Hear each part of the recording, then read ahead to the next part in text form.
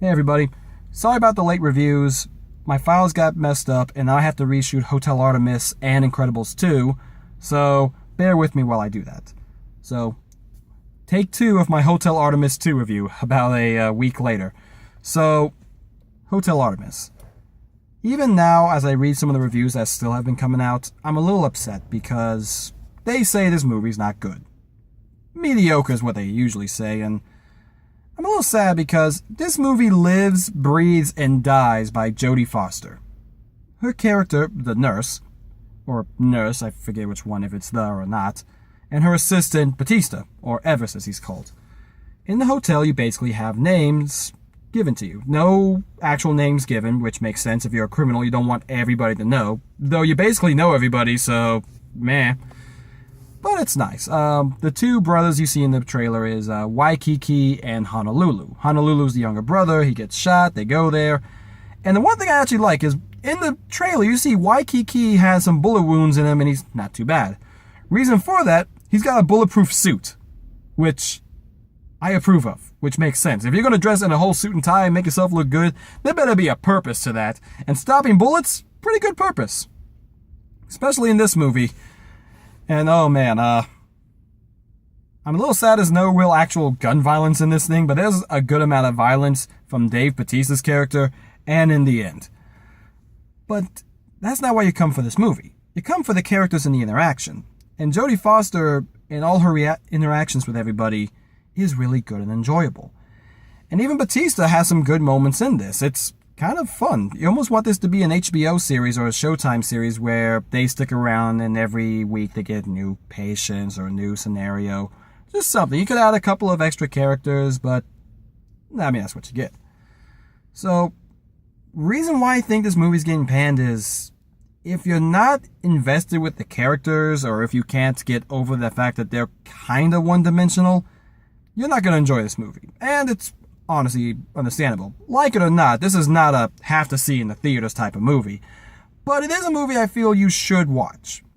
For 2 reasons. One, as my batteries say it's going to die soon. One, you definitely need to see this to see if you're going to like the movie. It's very flip of a coin. If you can get invested with the characters and enjoy the world for what it is, you'll have a good time. I enjoyed it. I still remember it very fondly, and I might watch it again when it comes on TNT or anything like that. But if not, reason number 2, what's going on in the background is an amazing movie I want to see. So, throughout all of this, there was a massive riot going on in the streets of LA. Think Ferguson had a baby with Baltimore, and then that baby formed a riot. That's what happens. People are being shot. It's almost zombie mentality out there. People just, we want water, down with corporation. The Kennedy Corporation, I think it's called. But these guys are just over the top, and everyone is in it for themselves, and there's violence, and there's explosions. A helicopter gets shot down with an RPG in this movie, just out of nowhere, while Bautista's having a meaningful conversation with Jodie Foster. You just see, boom! He's like, another Wednesday. I want to see what this town is like on an average weekday. But that's more of I want to see versus what we get. And what we get's an actually enjoyable movie. If you get invested with the characters, which is the big thing. And Jodie Foster definitely deserves something out of this movie. At least a nomination for some awards, because she gives an Academy Award-winning performance here. Because she plays a character who's agoraphobic, if I remember the term correctly. She can't leave her house. And we've seen movies like that where it's like, oh man, I can't go outside. I can't go outside. Then they go outside and they start singing and dancing in the street. She ain't like that. Every step she has to take outside for one reason or another, you can see the pain in her face. You can see the unassuredness of what's going on. And it's kind of sad to watch. Because you can see people like this. And she plays it straight. She doesn't play it like a joke. She tries to play it off. She goes through a couple of stages of recovery. But in the end, she just can't break it. And you can't break something over one night. I'm sorry. You can try the best you can, but it won't work. Yeah, kind of like this movie I know someone might say. So, she does a great job. And Jeff Goldblum. Jeff Goldblum is the unsung hero of this movie. He's only in it for like 10 minutes, but you know when he's on screen and you feel the presence. He plays this mafia boss who is a horrible human being, scum of the earth. His son is there. He's, because Jeff Goldblum might die because he's got like some cancer or something, or like a cut wound, I can't remember what. And his son's like, Dad, I want you to know if you die, I'm going to follow in your footsteps. And I'm going to make you proud because I want to be strong like you. And he goes, Son, that is the wussiest thing I have ever heard. There's a skirt in the trunk. Go put it on, you pansy. That stuff right there is why I hate you. I'm paraphrasing, of course, but it's basically that same mentality. And the way Jeff Goldblum does it, no sadly, but it's amazing. And just see the look on the son's face as his, father still doesn't love me.